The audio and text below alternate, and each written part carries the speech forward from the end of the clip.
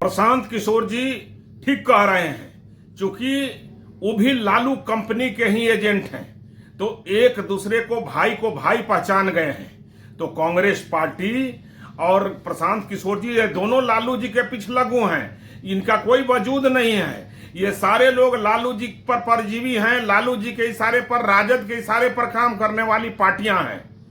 राजद मतलब राजसी प्रवृत्ति, जलादी संस्कृति और दलालों से भरा हुआ दल है। तो ये सब एक दूसरे से जेल यात्रा के डर से, सब जो है भारतीय जनता पार्टी के डर से आपस में गठबंधन किए हुए हैं कि एक राष्ट्रवादी पार्टी को, विकासवादी पार्टी को, एनडीए को कैसे रोका जाए। इसलिए ये सारे घपले घोटालेबाज, ये सारे जो एजेंट हैं लालू जी का, ये सब आपस में मिलजुल करके काम कर रहे हैं और एक दूसरे पर कभी दोषारोपण करते हैं, कभी मिली भगत है। ये सब एक ही राजद कंपनी का ये सदस्य हैं।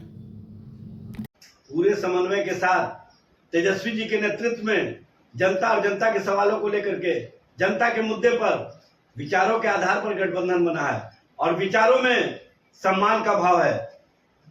भारतीय जनता पार्टी की बी टीम और जो पीआर एजेंसी चलाने वाले हैं, उनको राजनीति में समन्वय और विचार कहां पता हो सकता है।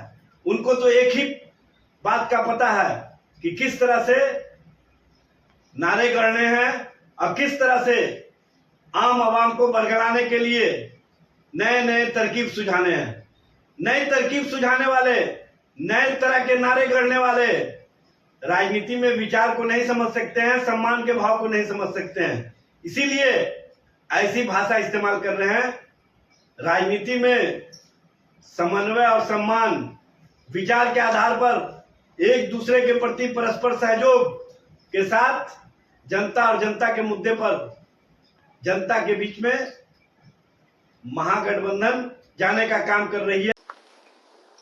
मुर्गा को लगता है कि उसके बांग देने से ही सुबह होती है, लेकिन असलियत सभी को पता है।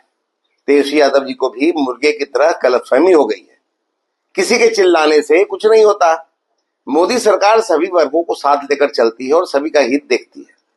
तेजस्वी यादव जी के पास अब चुनाव के लिए कोई मुद्दा ही नहीं रहा, इसलिए तिलमिलाए हुए झूठे वादे और दावे की एक लंबी फहरिस्त जारी कर दी है।